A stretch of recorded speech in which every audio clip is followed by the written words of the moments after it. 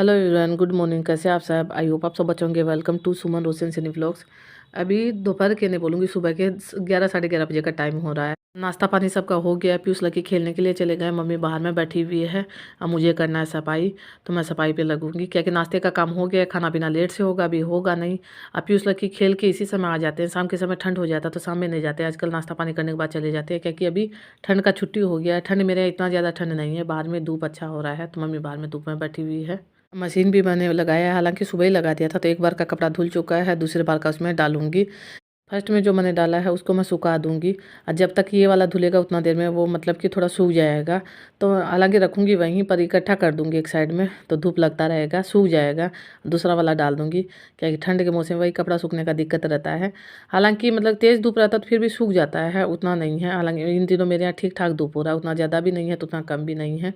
एक बार का धो दिया, दूसरे बार का भी मैं आधा डाल दिया था, अभी यहाँ रखा हुआ है, वो भी डाल के मशीन में चला के छोड़ दूंगी। और जितना देर में मेरा अंदर का झाड़ू पोछा हो जाएगा। सब काम साथ साथ ऐसे ही चलते रहता है। उधर कपड़ा धुल रहा है, इधर मैं झाड़ू पोछा कर लूँगी, क्योंकि आज मैंने सुबह नहीं किया है। सुबह केवल झाड़ू लगा दिया था, पोछा भी लगाऊंगी। अभी झाड़ू पोछा दोनों ही करूंगी, क्योंकि सुबह जब झाड़ू पोछा होता है तो हड़बड़ी में होता है। इस समय करती हूँ तो आराम से करती हूँ। जैसे हफ्ता 10 दिन से एक बार मैं दिन में कर देती हूँ। गर्मी के मौसम तो ज़्यादातर होते रहता है, पर ठंड के मौसम में कम होता है, जैसे लगातार नहीं होता है। ठंड के मौसम में सुबह सुबह एक बार होने के बाद दिन में बहुत कम हो पाता है। जैसे अभी हफ्ता 10 दिन हो जाता है तो एक दिन, जैसे आज लग रहा है घर गंदा लग रहा है, तो अभी अच्छे से सफाई करूंगी, वो झाड़ू पोछा डस्टिंग सब करूंगी। सबसे पहले इसी रूम में करूंगी, क्योंकि जो टाइम लगता है इसी रूम में ज़्यादा लगता है। बाहर में तो उतना नहीं लगता है, जैसे छोटा वाला रूम है उतना ज़्यादा नहीं लगता है, इसी रूम में सबसे ज़्यादा लगता है। अंदर का भी करूंगी, बाहर का भी करूंगी, क्योंकि ये रूम सबसे बड़ा है, सामान भी सबसे ज़्यादा इसी में रहता है। गंदा भी यही वाला रूम होता है, तो इसीलिए इसमें सबसे ज़्यादा टाइम लगता है। इसका जैसे हो जाता तो लगता है कि आधा काम मेरा हो गया है। यहाँ देखिए, ये रखा हुआ पीयूष लक्की का घड़ी है। सॉरी, लक्की का नहीं है, पीयूष का है, क्या कि पीयूष को ये सब आता है, तो ये चार्ज लगा दूंगी। हालांकि मुझे पता नहीं रहता ये सब का, मुझे थोड़ा सा कम ध्यान रहता है, पीयूष को थोड़ा ज़्यादा रहता है। तो मैंने इसको बाहर में रख दिया है, चार्ज नहीं लगाया, क्योंकि मुझे नहीं समझ में आ रहा था। सबसे पहले यहीं का सफाई करूँगी, क्या कि जो भी बुक रहता है पीयूष लक्की का, पढ़ाई करने के बाद यहीं आ जाता है। ज़्यादातर उसी में पढ़ाई भी होता है, उसी में रहते भी हैं। पर एक दो बुक तो ऐसा होता है जो यहीं आ जाता है। सुबह जो बैठ के पढ़ाई करते हैं तो यहीं बैठ के पढ़ाई करते हैं, और तो दिन भर उसी रूम में रहते हैं। पहले डस्टिंग कर रही हूँ, उसके बाद मैं झाड़ू लगाऊंगी, क्योंकि ठंड के मौसम में गर्दा उतना उड़ता नहीं है, थोड़ा आंगन गीला गीला ही रहता है तो उतना उड़ता नहीं है। तो पहले डस्टिंग कर देती हूँ। बेडशीट को भी मैं चेंज नहीं करूँगी, इसी को झाड़ के लगा दूंगी।